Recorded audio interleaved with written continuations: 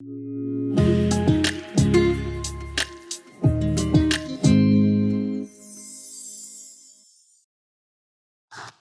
bien, bonjour à tous. C'est mon grand plaisir et un grand honneur d'être ici avec vous ce matin en présentiel et ceux qui sont en ligne. Comme Gilles l'a dit, ça fait un bon bout de temps que je fais le parcours avec vous comme Église, surtout avec l'équipe pastorale et puis le Conseil des anciens. C'est mon grand plaisir de voir l'épanouissement qui se passe ici à Gatineau de la part de l'Église du Sentier. Alors, commençons. J'ai une question pour vous ce matin. Est-ce que vous vous êtes déjà demandé s'il y avait peut-être quelque chose de mieux? Peut-être dans ma vie, avec ma famille, mon emploi, peut-être même ma ville, ma province, ou peut-être le monde. Je ne sais pas quand la première fois que j'ai ressenti cette question-là dans moi, mais j'ai un sens indéniable qui me dit qu'il doit sûrement avoir quelque chose de mieux que ce que je ressens aujourd'hui.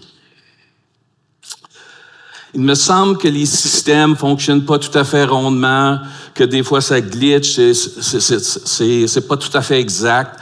Et il y a quelque chose qui me tracasse à ce niveau-là, et peut-être vous êtes dans la même situation que moi à ce niveau-là. Alors aujourd'hui, je vous présente un de mes versets favoris. En fait, c'est rendu mon verset de vie, qui se trouve dans Ézéchiel 37, le verset 10. Et je crois que notre message pour aujourd'hui, ce qui est vraiment comment puiser dans la source d'alimentation, va être un mot non seulement pour moi, mais je l'espère aussi pour vous. Parce que pour voir un changement dans soi-même ou même dans le monde, il faut puiser dans la source d'alimentation. Alors, c'est pas toujours ma première pensée, c'est pas toujours mon initiative ou mon premier réflexe de le faire. Mais comme je viens à maturer un peu dans ma foi, je réalise que quand je m'enlève de la situation, quand j'invite Dieu à participer avec moi, ça change absolument tout. Et c'est un peu pour ça que j'aime tellement le passage que je vous présente ce matin. Je crois que c'est un message pour moi et pour vous. Alors, un peu de moi, Gilles vous a donné un peu le contexte de ce qui s'est passé. Ma mère trifluvienne, ça a été toute une semaine en passant. Je vais vous partager que je l'ai perdue. J'ai perdu ma mère mardi matin. Elle avait 82 ans, elle vient de célébrer son 82e anniversaire il y a quelques semaines. Problème d'Alzheimer's, etc., etc. Et ça a été un temps difficile, mais même en préparant le message de ce matin, ça m'a aidé. Ça m'a inspiré, ça m'a donné du soulagement. Et comme je l'ai dit à tellement de gens qui ont prié pour moi pendant cette saison difficile, j'ai ressenti une paix et un confort et le soutien de mes frères et sœurs qui priaient partout. Alors, ça a été une vraie bénédiction. Évidemment triste pour la famille, mais une vraie bénédiction pour moi et notre famille. Comme Gilles vous l'a dit, je suis présentement ancien à mon église. Ça fait 20 ans qu'on est là à Barrhaven, en banlieue d'Ottawa. Je suis présentement le président du conseil et les choses vont assez bien, mais ça n'a pas toujours été le cas avec moi. Il y a peut-être 25 ans, je travaillais pour la compagnie de téléphone pour Bell, tout allait bien. À l'extérieur même, tout semblait très rose. J'avais peut-être le rêve canadien même. Petite famille, 2 petites filles, en banlieue de Barrhaven, tout était rose. Mais je vous dis que, honnêtement, à l'intérieur de moi, il me manquait quelque chose. Il y avait un certain vide, un manque, une sécheresse palpable. Et à ce temps-là, je ne suivais pas Dieu du tout. J'étais très loin de Dieu et c'était évident par mes décisions. J'avais l'air gagnant à l'extérieur, mais à l'intérieur, je me sentais comme un vrai perdant. C'était incroyable. Mais on va revenir à mon histoire un peu plus tard.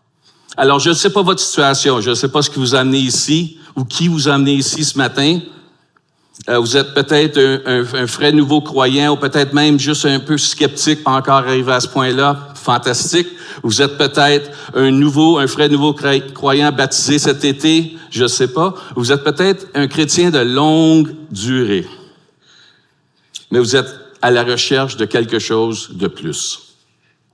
Alors, je crois que les Écritures ont quelque chose à nous dire là-dessus. Et j'ai une bonne nouvelle pour vous. C'est pas moi qui l'ai inventée, elle ressort des Écritures. Et c'est comme ça. c'est que Dieu en veut toujours plus pour nous. Il veut toujours le mieux pour nous.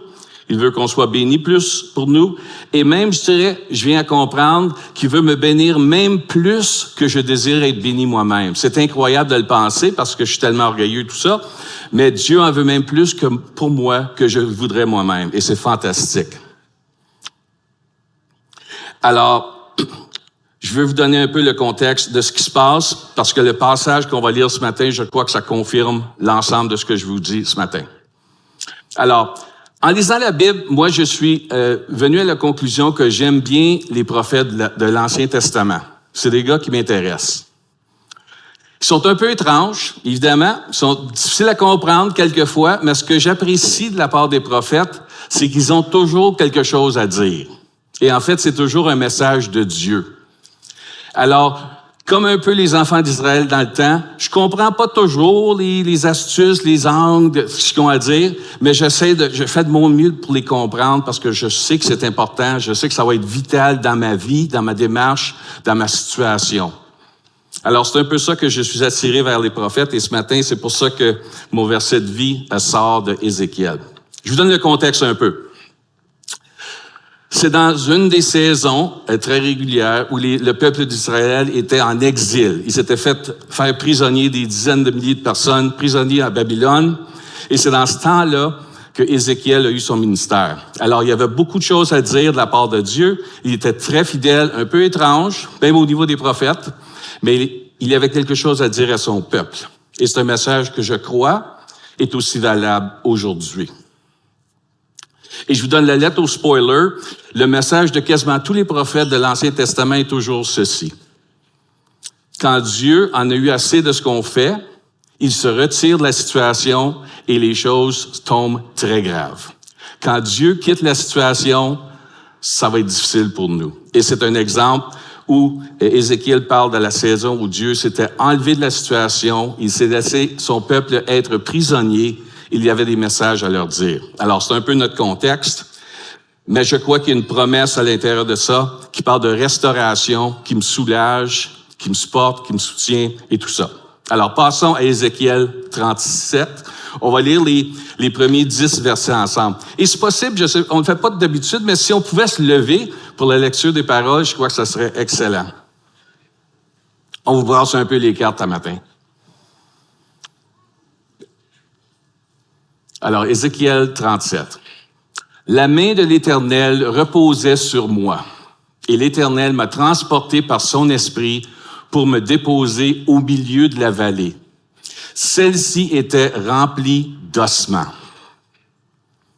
Il m'a dit, et c'est Dieu qui dit à Ézéchiel, il m'a dit, fais passer après d'eux tout autour.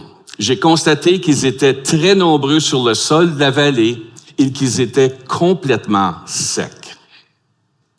Il m'a dit, « Fils de l'homme, ces eaux pourront-ils revivre? » Et j'ai répondu, « Seigneur éternel, c'est toi qui le sais. »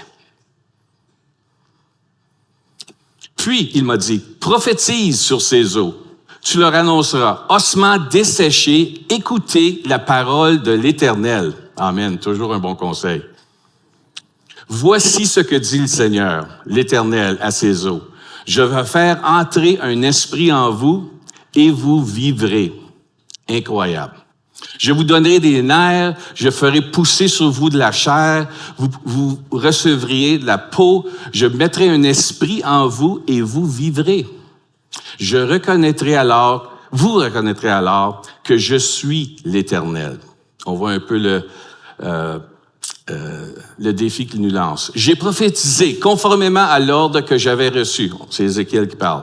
Alors que je prophétisais, il y a eu un bruit. Un mouvement s'est produit et les eaux se sont rapprochées les uns des autres. J'ai regardé et j'ai vu qu'il leur apparaissait des nerfs. La chair a commencé à pousser et la peau les a recouverts en dernier. Mais il n'y avait pas d'esprit en eux. Et il m'a dit encore une fois, prophétise à l'intention de l'Esprit. Prophétise, fils de l'homme. Tu annonceras à l'Esprit, voici ce que dit le Seigneur éternel. Esprit, viens des 4 vents, souffle sur ces morts, qu'ils revivent. Et enfin, j'ai prophétisé conformément à l'ordre qu'il m'avait donné. Alors l'Esprit est entré en eux et ils ont repris vie. Puis, ils se sont tenus sur les pieds. C'était une armée nombreuse, très nombreuse. Amen. Amen. Vous pouvez vous asseoir. Alors, Seigneur Dieu, on vous demande de nous parler par l'intermédiaire de vos Écritures. Vous nous avez tellement de belles choses à nous dire. Je prie que les oreilles, les cœurs soient à l'écoute ce matin, qu'ils entendent simplement la vérité et la sagesse qui viennent de vous. Que par ton esprit, les cœurs soient ouverts, les oreilles soient grand ouvertes et qu'on saisit ce matin même le prochain message de votre part. Je prie ça dans le nom de Jésus. Amen. Alors, faisons un peu le breakdown de ce qui s'est passé. Au début du passage, versets 1 à 3, la scène, elle était terrible. On parle d'une vallée d'os secs. Ils disent que ça a probablement pris 3 jours de traverser la vallée en entier. Pour vous mettre ça dans le contexte local, c'est à peu près pareil. C'est comme si tout Gatineau était recouvert d'eau sec. Alors ça serait toute une scène. Ce qui me vient à l'esprit en pensant à ça, c'est que quand on voit la présence d'os secs ou d'ossements, la chose qui me vient à l'idée, c'est que, évidemment, un jour, auparavant, il devait sûrement avoir de la vie. Ces eaux-là ne sont pas venues de rien. Il devait y avoir des gens qui restaient là, il devait y avoir de la vie, il devait y avoir des personnes, il devait y avoir toutes les choses qu'on pourrait aspirer. Mais dans le moment présent, c'était toute partie. Il y avait simplement un genre de cimetière ouvert, rempli d'eau, un peu bouleversé partout, aussi loin qu'on pouvait voir, puis il y en avait des milliers de personnes qui auparavant restaient là, mais là, maintenant, il restait rien. C'était complètement mort. C'est un peu la vue d'ensemble de la situation du peuple d'Israël. Ils étaient en exil, ils avaient oublié qui ils étaient, ils avaient oublié leur Dieu, ils avaient tourné contre lui, et Dieu s'est enlevé de la situation, et comme les eaux que Ézéchiel avait vues dans son rêve, le peuple d'Israël était aussi mort. Il y avait peut-être la vie auparavant, mais au point où il était rendu, c'était complètement mort. Alors, je vous le dis, le problème numéro 1, c'est quand Dieu quitte la scène, ça va mal. Et c'était la situation que Ézéchiel soulignait avec son peuple. Et c'est peut-être même ce qu'on voit aujourd'hui. Et je vous dis d'avance, c'est quasiment le message primaire de tous les prophètes de l'Ancien Testament. Mais ce que j'aime aussi, ce que je commence à apprécier de plus en plus, c'est les questions. Et je vous dirais de porter attention à ça. Quand vous lisez les Écritures et que Dieu pose une question dans les Écritures, prenez la pause, regardez la question, relisez-la parce qu'il y a du bon là-dedans. Alors, la question dans le verset 3, elle est incroyable. Dieu pose une question au Fils de l'homme et il dit, ces eaux pourront-ils revivre? Question un peu étrange. Je crois qu'Ézéchiel n'était pas médecin. Il n'y avait aucun moyen de faire revivre ça. Mais Dieu, par contre, lui pose la question. Et je ne sais pas si c'était pour tester un peu la foi d'Ézéchiel ou je ne sais pas pourquoi il pose la question, mais j'apprécie tellement la réponse d'Ézéchiel. Il n'essaie pas de trouver une petite tournure d'affaires, il n'essaie pas de trouver un raccourci, rien de ça. Sa réponse, elle nous semble immédiate et elle est très belle. Ézéchiel répond seulement, « Seigneur éternel, c'est toi qui le sais. C'est toi qui le sais. Demande-moi pas ça, c'est de ton côté. C'est toi qui le sais. » Je trouve ça fantastique. Parce que ça, pour moi, ça parle de la souveraineté de Dieu. C'est Dieu qui met tout en marche. C'est Dieu qui sait le défilement des choses. C'est Dieu qui sait si les eaux vont se ranimer. C'est Dieu qui connaît votre situation plus que vous la connaissez vous-même. Et c'est à Dieu qu'il faut se tourner quand on veut savoir la bonne réponse, ou comment agir, ou comment réagir. Parce que quand on le fait de notre propre chair, d'habitude, c'est pas le best. C'est ça que j'ai découvert pour moi. C'est peut-être pour vous aussi, mais pour moi, c'est quand c'est moi en primeur, c'est pas la meilleure situation pour n'importe qui. Pour moi et ma famille. Mais ça m'encourage. Dieu est sûrement souverain et Ézéchiel confirme ça avec sa réponse à la question.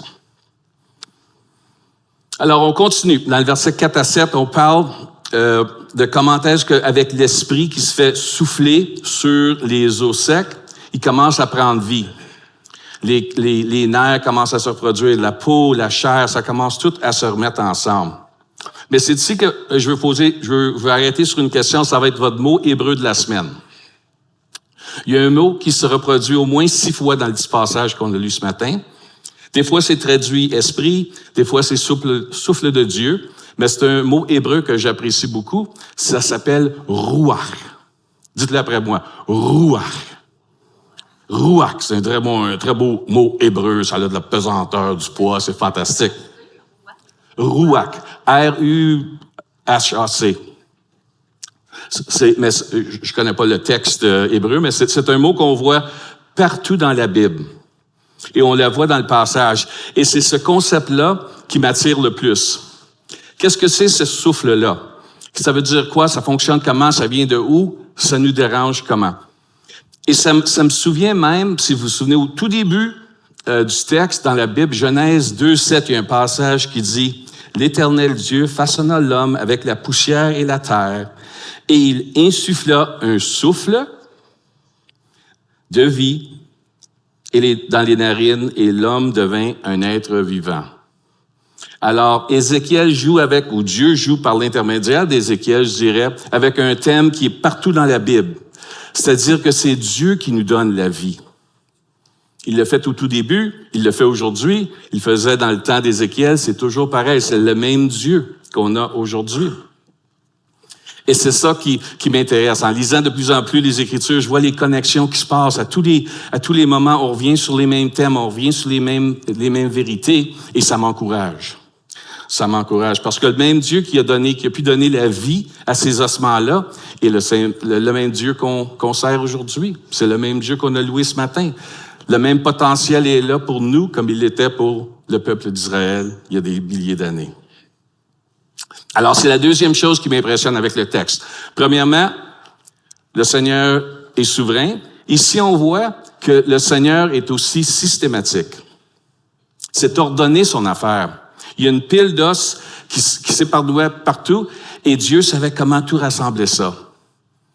Il n'y avait pas besoin des instructions style IKEA, que ça faisait des dessins, puis des petits trucs comme ça. Non, il était capable de tout remettre ça en place, que le bon fonctionnement soit là et que tout allait fonctionner comme du monde. C'était pas de pagaille, c'était pas de chaos, c'était pas un corps de Frankenstein qui s'est fait créer ce matin-là.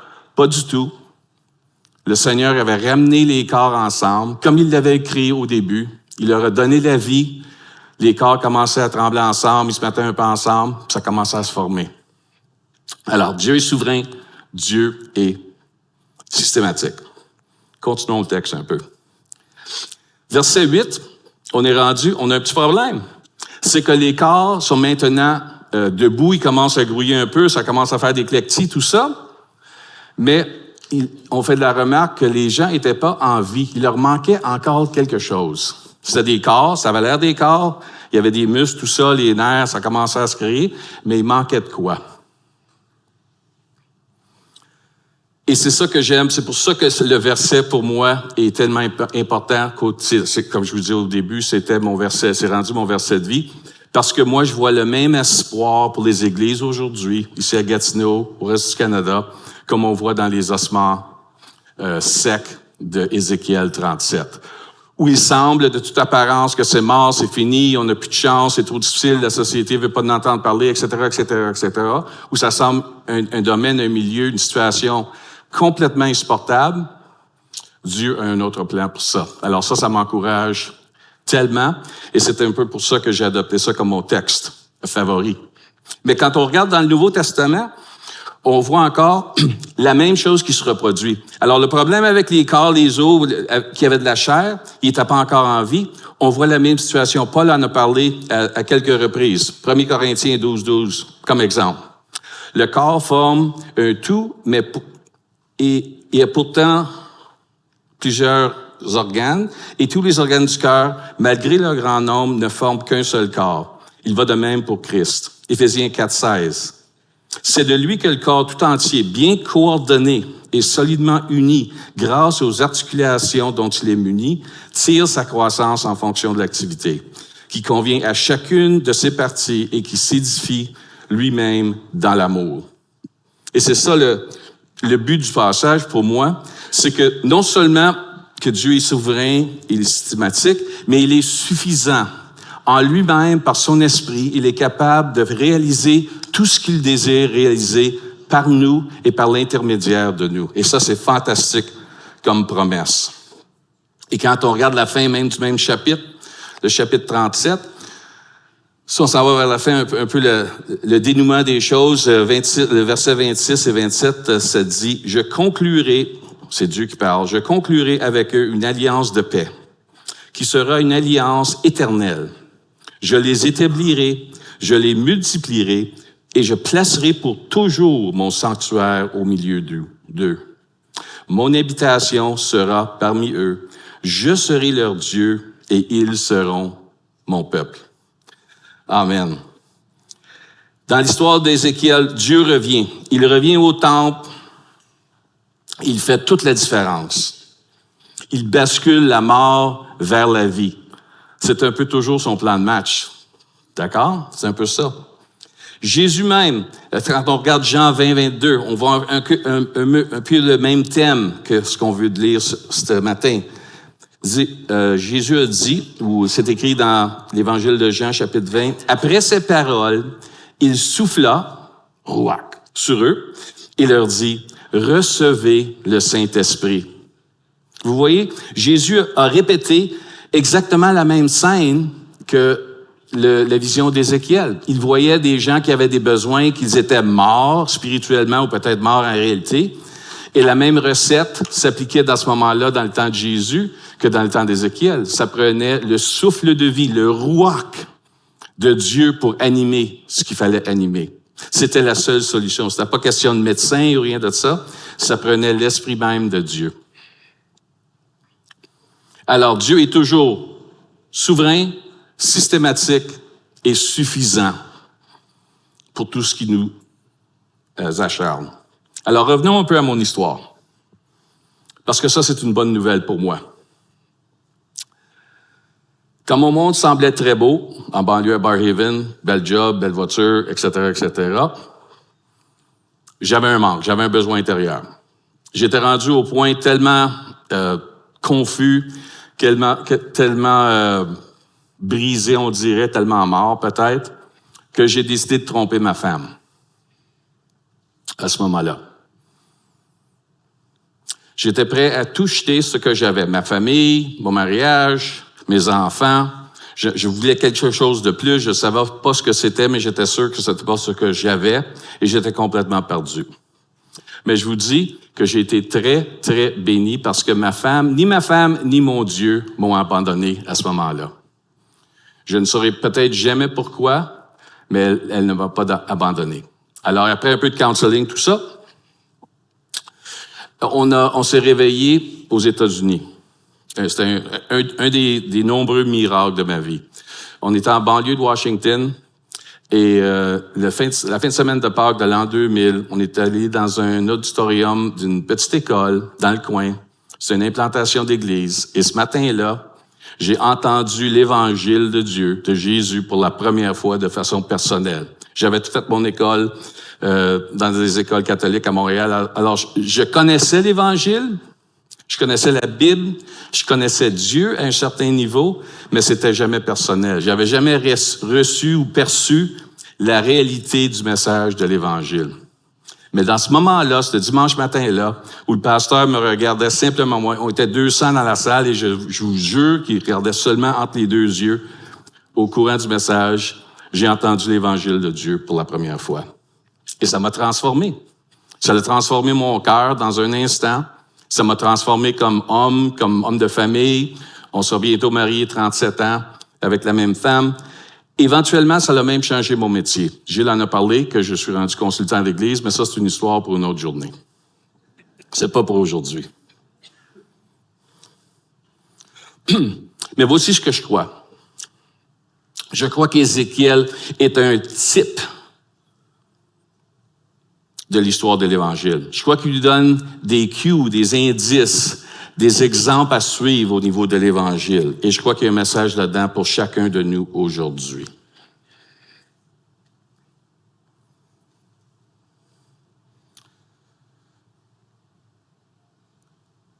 Parce que moi, ce qui est le plus important, Gilles en a parlé un peu dans mon introduction, je suis de plus en plus mordu de l'Évangile. Je veux en savoir plus, je vais être plus confortable à le partager. Je veux tellement être capable de partager ce que j'ai à l'intérieur de moi pour bénir les autres. Dieu continue à me transformer à ce niveau-là et je crois que c'est le message primaire non seulement d'Ézéchiel 37, mais de la Bible en entier, en réalité. C'est un peu pour ça que c'est là. Alors, c'est un peu ça que je veux me lancer pour le reste du message de ce matin. Parce que l'histoire numéro 1 de la Bible, c'est l'Évangile de Jésus. Laissez-moi vous expliquer, dans mes propres mots, comment est-ce que ça se passe. Un peu comme le peuple d'Israël, il y a eu un bon début, ça a bien parti, on célébrait, c'était tout excellent, c'était tout fantastique, mais il y a eu une chute, il y a eu un problème. On avait accès à tout ce qui était possible. Dieu était avec nous, on passait la journée avec lui, dans le jardin, tout ça, c'était fantastique. Mais il y a quelque chose qui a brisé. La chute nous a séparés de lui de façon concrète, réelle, spirituelle, émotionnelle, tout ça. Et il y a une brisure dans la relation. On n'était plus où on devrait être, on suivait plus qui on devrait suivre, et ça a causé toutes sortes de problèmes. C'est l'exemple biblique, c'est mon exemple à moi aussi, c'est la même chose. Mais Dieu n'a pas fini avec moi, il n'a pas fini avec vous, il n'avait pas fini avec sa création, il avait la solution en tête du tout début. Et sa solution, elle est complètement incroyable. Sa solution, c'était d'envoyer son seul fils, vivre parmi nous pendant un certain temps, vivre la vie parfaite qu'il désirait pour nous, mais qu'on était incompétent ou indésirant ou incapable de faire. Et un jour, ce fils-là allait se rendre sur la croix. Et sur cette croix-là, il allait prendre sur lui, personnellement, physiquement, émotionnellement, spirituellement, toutes les douleurs, toutes les peines possibles, imaginables, parce qu'il allait prendre sur lui la simple punition qui était due de notre part. Mes péchés, vos péchés, les péchés futurs, passés, tout ça, il avait pris ça sur lui et ça l'avait déchiré dans le moment avec sa relation avec le Père. Et ça a été très pénible, mais il a fait ça en amour pour nous. Un amour que je ne commencerai peut-être jamais à comprendre ici sur Terre, mais c'est un amour incroyable. Il est mort sur la croix, comme vous le savez probablement, 3 jours plus tard. Il est réanimé, ressuscité. Il est présentement placé au ciel encore avec son Père, rétabli comme Seigneur du monde. Et ce Seigneur-là qui a fait le plus beau sacrifice possible pour moi et pour vous, nous offre une chance. Il nous offre un cadeau. Quelque chose de pas mérité, mais il l'offre pareil, à main ouverte. Et il nous dit simplement, si vous êtes prêts à me suivre, de placer votre foi en moi, et non pas dans vos forces, dans vos habiletés, dans vos n'importe quoi, je vous amène où je suis. Je vous donne la permission, la possibilité d'être adopté dans la famille de Dieu. De vous replacer là où vous êtes créé pour être. C'est votre destin. C'est la raison pour laquelle vous avez été créé et je vous l'offre. Ça vous coûte rien à part y mettre la foi dans moi et de continuer à me suivre d'ici jusqu'à ce que je revienne. Et c'est le message que j'avais entendu il y a 23 ans dans un petit gymnase en Virginie et c'est le même message d'aujourd'hui. Quelle bonne nouvelle. Alors, c'est vous ce matin.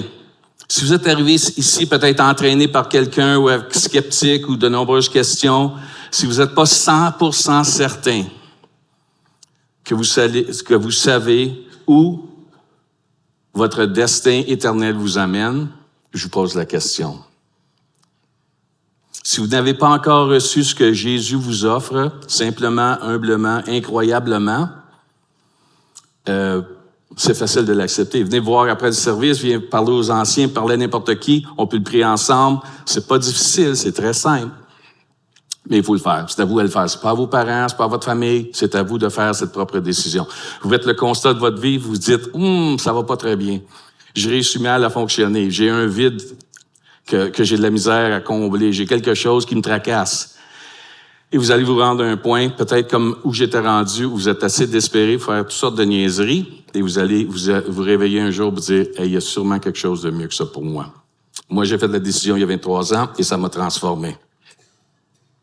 À vous d'en faire pareil, il ne faut pas manquer notre chance. Ça m'amène à Éphésiens 2, versets 4 et 5. Et regardez le parallèle avec Ézéchiel. Ça dit, commençons au verset 4. « Mais Dieu est riche en compassion, à cause du grand nombre, du grand amour dont il nous a aimés. Nous qui étions morts en raison de nos fautes, il nous a rendus à la vie avec Christ. C'est par grâce que vous êtes sauvés. » Alors, chers amis, c'est mon histoire et ça peut être votre histoire aussi. Notre Dieu, simplement, est souverain. Il sait ce qu'il veut faire. Il va le faire. Il est systématique. Il met tout en place pour que ça s'organise. Et il est sûrement suffisant pour voir sa gloire arriver. Une des choses que j'apprécie beaucoup, beaucoup ici à l'Église de Sentier à Gatineau, c'est votre vision et votre mission pour non seulement Gatineau, vous allez, je ne veux pas botcher les mots, vous allez saturer Gatineau et impacter la francophonie avec l'Évangile. C'est votre cœur, c'est le cœur de l'équipe pastorale, c'est le cœur des anciens, c'est peut-être le cœur que vous avez. Et ça se passe simplement quand vous respirez ce que Dieu vous a donné. Souvenez-vous du Ruach. Quand vous recevez la bénédiction de Dieu, la vie même qui vient de Dieu, on l'inspire, on la reçoit, eh bien c'est à vous de la respirer sur vos voisins, sur vos familles, sur vos compagnons sur une équipe, au camp des boulots, quand vous allez passer au camp, au métro, au Costco. C'est le même, les gens ont tous le même besoin et je vous dis le petit secret, vous avez la réponse. Le secret, c'est vous avez l'Esprit en vous qui anime, qui ranime, qui revient les morts vers la vie. C'est votre, je dirais pas responsabilité, ça serait votre honneur d'être capable de partager ça avec les autres. Alors, je vous souhaite de le faire. Parce que le Ruach, c'est la puissance de l'Esprit Saint. Comme on l'a vu dans le passage ce matin, c'est assez pour changer un tas d'os dans un corps. Et plus que ça peut même les ranimer. Et c'est ça qui m'excite le plus, c'est qu'à la fin, le verset 10, les corps, c'était pas une émeute, c'était pas une gang qui s'en allait en fou ici et là. C'est pas ça du tout. Il était rendu une armée nombreuse. Et vous savez, des armées, c'est bien organisé. Ça a une mission, ça a une direction. Chacun fait sa petite part, mais on a toute une mission. On a un ennemi en commun, on a des missions, on fait des sorties ensemble, on fait tout ça. Mais c'est organisé, ça a un plan. Ça fait partie c'est notre réponse dans le temps de guerre. Et moi, quand je pense aux églises, c'est à ça que je pense. Chacune des églises qu'on a ici au Québec, en Ontario, à travers le Canada, c'est là que le cœur me poigne au niveau de ce que Dieu m'a placé, c'est d'inspirer les églises à devenir des petites armées, des petits bataillons, des petits groupes de force dans la guerre spirituelle dans laquelle on fait partie. Un peu de leur faire rappeler d'où ils viennent, qui est en contrôle, qui est en charge de l'Église, quel pouvoir est-ce qu'ils ont, quel potentiel est-ce qu'ils ont. Et c'est pour ça que c'est un passage qui m'intéresse extrêmement. Alors, ma grande idée pour ce matin, c'est, je la connais pas, votre situation. Je connais quelques-uns des anciens, mais je connais pas en majorité votre situation. Mais je suis sûr d'une chose. Votre situation n'est pas trop sombre alors quand vous invitez Dieu. Votre situation n'est jamais trop sombre quand on va inviter Dieu là-dedans. Alors, recevez cette bonne nouvelle, la bonne nouvelle de Jésus. Revenez des morts, c'est nécessaire. Joignez-vous à l'armée de Dieu, tout est possible. Et cette armée de Dieu, c'est simplement la famille de Dieu. On appelle ça l'Église, c'est le groupe de personnes. L'Église, c'est jamais la bâtisse, c'est les gens qui font partie, c'est les membres, c'est les croyants, les frères et sœurs que vous avez à côté de vous, en ligne, n'importe où, qui suivent le même Dieu que vous, qui sont sur la même mission, qui est la mission de Dieu. Et c'est là-dessus qu'on se lance. Alors, quelle est votre situation? Pensez à ça un peu. Qu'est-ce qu'il y a de trop sombre pour même être capable de prononcer les mots sans avoir trop honte ou trop peur? Quelle est cette chose qui s'appuie sur votre cœur, peut-être même sur votre esprit? Je ne sais pas. Vous savez sûrement, Dieu aussi le sait. Peut-être ça menace même d'écraser votre cœur. Peut-être vous semblez accablé, désespéré. Même aujourd'hui, vous sentez même comme vous associez avec les eaux secs dont on a lu, pas de vie. Il y avait peut-être de quoi auparavant, mais là, c'est mort. C'est fini, c'est game over, il n'y a plus rien. Mais je vous encourage. Votre situation n'est jamais trop sombre pour inviter Dieu.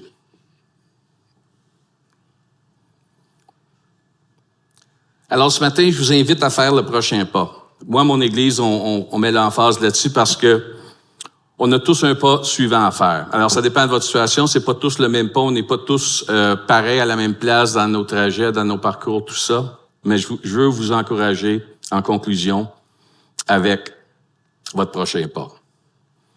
Alors, si vous êtes venu ici sans vie, sans espoir, travaillant tout seul, tout ça, un peu comme les eaux secs de l'histoire, eh bien, je vous conseille d'entendre vraiment, peut-être pour la première fois, le message de Jésus, l'Évangile, la bonne nouvelle. C'est peut-être votre moment de rouark, de la recevoir, de vraiment la recevoir peut-être pour la première fois. Vous en serez transformés. Si vous êtes déjà croyant, nouveau croyant, je ne sais pas quoi, mais c'est plus des claquetis, ça se brasse, on n'est pas vraiment intégré dans la vie de l'Église ou dans la mission de Dieu, eh bien, je vous conseille de vous brancher, de devenir des soldats qui font partie de l'Église. Ici, au Sentier, c'est par les groupes en mission qu'on fait ça. Je suis sûr que vous en avez entendu parler, ça fait plus que 2 semaines que vous êtes ici, vous avez entendu parler des groupes en mission. C'est le mécanisme par lequel l'Église se rassemble en petits groupes, en communauté, peut-être au bureau, peut-être dans les voisinages, ici et là, peut-être même en ligne, ça se fait, mais c'est là qu'on se rassemble. C'est là qu'on se met sur les pieds, un peu comme les eaux de ce matin, puis on forme notre petit bataillon, on forme notre petit groupe d'attaque, on fait notre petit rôle ensemble, parce que je ne sais pas si vous le savez, mais des soldats isolés, c'est pas fort. Ça dure pas longtemps, ça prend des compagnons de ces deux bords pour se protéger, alors c'est un travail d'équipe. Ça l'a toujours été et ça va toujours l'être. Et c'est pareil avec le travail de l'Église. C'est pas un projet qu'on fait en solo. On ne le fait pas bien et on ne le fait pas longtemps si on est resté en solo. Alors, c'est peut-être votre situation. Intégrez-vous finalement dans un groupe en mission. Joignez vos forces avec ceux qui sont déjà là et regardez travailler Dieu. Et ensemble, c'est beaucoup plus facile de partager le rouark, c'est beaucoup plus facile de célébrer ça, c'est beaucoup plus facile de prier les uns pour les autres, de discerner la parole. Toutes ces choses-là se font tellement mieux en groupe qu'en individu. Alors, on sert un Seigneur personnel, mais il désire qu'on fait le trajet ensemble, avec lui et avec d'autres frères et sœurs. Alors, je vous suggère de faire ça. Et si vous êtes déjà engagé, félicitations. Vous êtes partie d'un groupe en mission, excellent. Continuez à faire ça. Soyez encouragés à partager le rouark. Recevez-en plus, partagez-en plus, parce que je vous garantis, c'est pas déjà évident de vos propres yeux. Les gens qui vous entourent en ont besoin. Ils le savent peut-être pas. Il y en a plusieurs qui le savent, mais ceux qui le savent pas, ils sont pareils comme les eaux dans la vision d'Ézéchiel. Ils ont tellement besoin d'un coup de main. Ils ont tellement besoin de vie. Et vous avez l'ingrédient nécessaire, le seul ingrédient qui peut vraiment les aider. Alors, je vous encourage d'être plus excité, d'être plus contagieux, d'être plus capable de partager ce rouark-là, ce message d'espoir. Peut-être c'est la transformation que vous avez vécue personnellement. Peut-être c'est quelque chose que vous avez vu dans l'Église. C'est peut-être un témoignage d'un baptême qui s'est fait ici. Ça l'importe peu. C'est à vous de partager ce que Dieu vous a donné. Parce qu'en réalité, l'Évangile est venu. Jésus a fait ça pour vous, mais l'idée, c'est pas que ça s'arrête avec vous. C'était reçu pour se faire redonner. Alors, c'est le temps, si vous avez reçu, c'est le temps d'en redonner. Et vous allez être bénis autant que ceux que vous allez bénir, je vous garantis, ça va être le cas.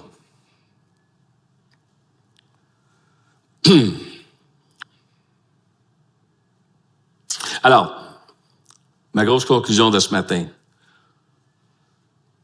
Soufflons, soufflons, soufflons le Ruach ici. Soufflons-le partout. Ici dans la salle, surtout en communauté, on le fait ensemble. Et si seulement l'Église en entier recevait pleinement et redistribuait pleinement ce que Dieu vous a donné, quelle différence que ça pourrait faire dans notre communauté, dans la vie de notre famille, dans notre lieu d'emploi, dans notre école, au cégep, n'importe où, au camp. Mais faites l'expérience ensemble. Le Ruach entre et le Ruach sort. Essayez ça. Faire l'expérience de Jésus ensemble, c'est fantastique. Et c'est comme ça qu'on va saturer Gatineau. C'est comme ça qu'on va impacter la francophonie. C'est en se servant de la force ultime de ce que Dieu nous a donné, son esprit en nous, prêt à partager à tous ceux qui sont là. Les gens qui vous entourent, ils vont le savoir. Ils vont le savoir qu'il y a quelque chose de différent. Ils vont entendre quelque chose de neuf. Vous allez le remarquer dans leur vie. Ils vont poser des questions. Ils vont vous demander, ça vient d'où ça? T'as appris ça où? Ça fonctionne comment? Et je vous garantis que vous allez tous avoir les réponses aux besoins. Dieu va tout vous donner ce que vous avez besoin pour faire ces témoignages-là. Ça va être fantastique. Et en faisant ça, on va restaurer notre tas d'eau sec. Ça va être fantastique. L'armée vivante et vibrante de Dieu. Alors, la source d'alimentation de ce matin, mes amis, c'est l'Esprit de Dieu. C'est facile à recevoir, c'est facile à partager. Alors, est-ce que c'est le temps de puiser dans la source d'alimentation? Êtes-vous prêts à me joindre, à nous joindre ensemble dans l'armée de Dieu? Prions ensemble. Oh, Père Céleste, merci pour la belle image que tu nous communiques par tes prophètes et surtout Ézéchiel de ce matin. Merci pour l'inspiration que ça me donne. Merci pour le courage que ça me donne. Merci pour la transformation que j'ai vécue personnellement dans ma vie. Et merci pour le privilège d'être capable de partager une partie de ce message-là avec la belle famille ici à Gatineau. Je prie que tes mots, ton Ruach, résonnent avec ceux qui l'ont entendu ce matin ici dans la salle, en ligne, n'importe où. Tu es bien capable de les rejoindre là où ils sont. Je prie fermement que tu continues de me transformer moi-même, que je puisse devenir un meilleur modèle de ce que tu veux de ma vie. Que tu continues de saisir ma famille, cette famille d'église ici, que tu encourages chacun de ceux qui étaient ici ce matin de prendre leur prochain pas pour leur bien et pour ta gloire. C'est ici qu'on est là. C'est pour ça qu'on est là. On t'aime, Jésus. On te demande de venir à notre rescousse pour aujourd'hui et pour l'éternité. C'est dans le nom puissant de Jésus que je prie. Amen.